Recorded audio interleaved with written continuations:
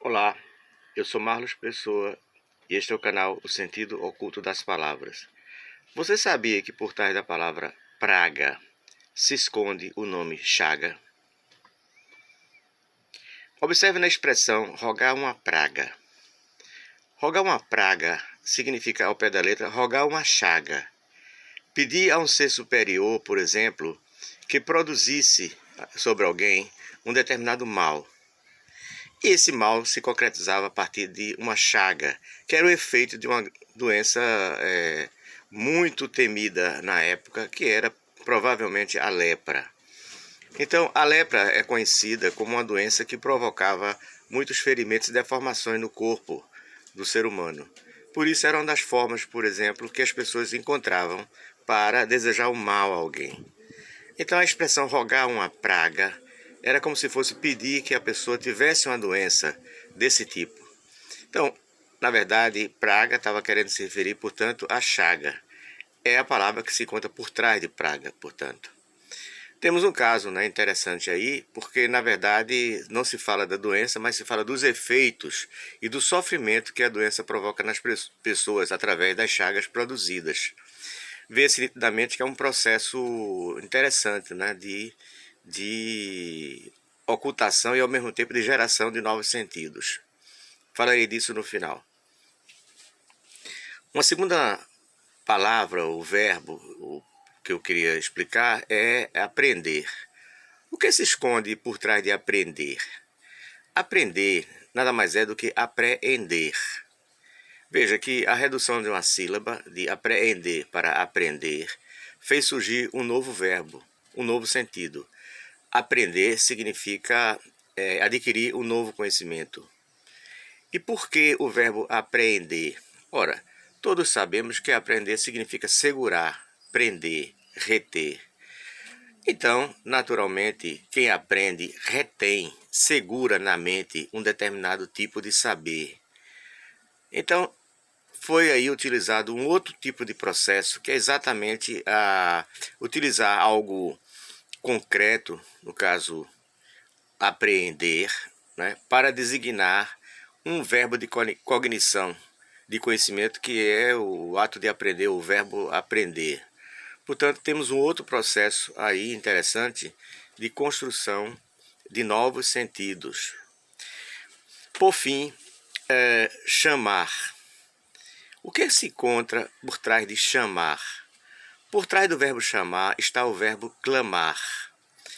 Veja, o sentido de um e do outro não é muito afastado, mas observe que chamar é algo concreto, imediato, mais próximo, né? Chamar, apelar, pedir para alguém se dirija até a pessoa que fala, né? Então, pedir que ela venha até aqui, por exemplo, onde ela se encontra.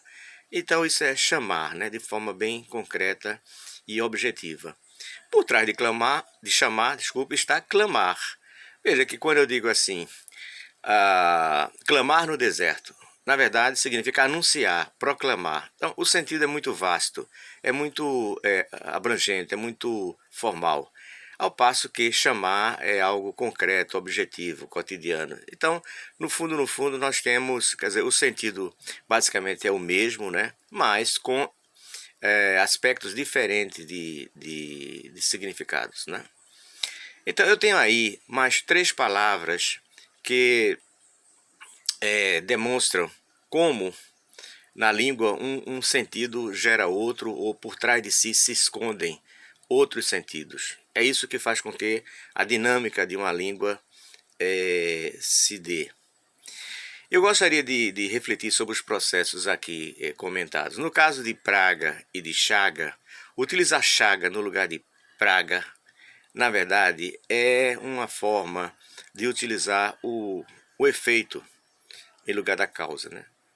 Se chaga é uma ferida, um ferimento produzido por uma doença, ao invés de se produzir o nome da doença, se se utiliza os efeitos produzidos pela doença. Nós temos uma figura uma figura semântica aí, um tropo semântico, né? Na verdade, o que temos é o efeito pela causa. É um dos processos muito comuns de inovação linguística.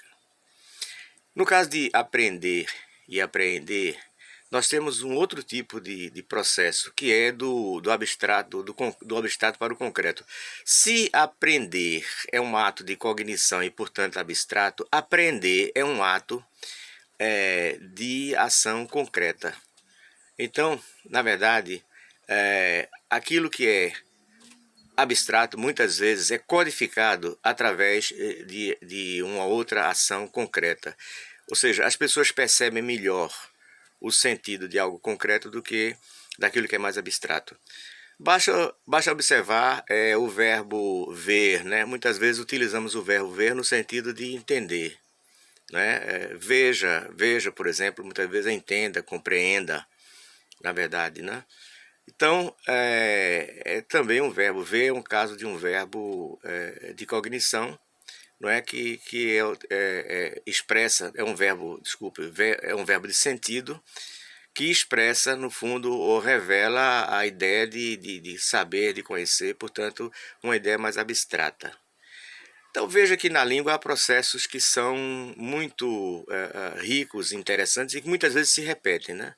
Esse é o tipo de informação importante, necessária, que faz com que nós tomemos também maior consciência no uso das palavras e percebamos maior e com maior nitidez como podemos nos utilizar desse tipo de informação para entender melhor e produzir textos de forma mais eficaz. Então, essas seriam hoje as 3 palavras que eu traria para vocês. E pedindo apenas que vocês, se gostaram desse vídeo, curtam, por favor, compartilhem e se inscrevam para que novos vídeos sejam produzidos e novos conhecimentos sejam aqui trazidos para melhor compreensão dos usos que fazemos da linguagem no cotidiano. Obrigado.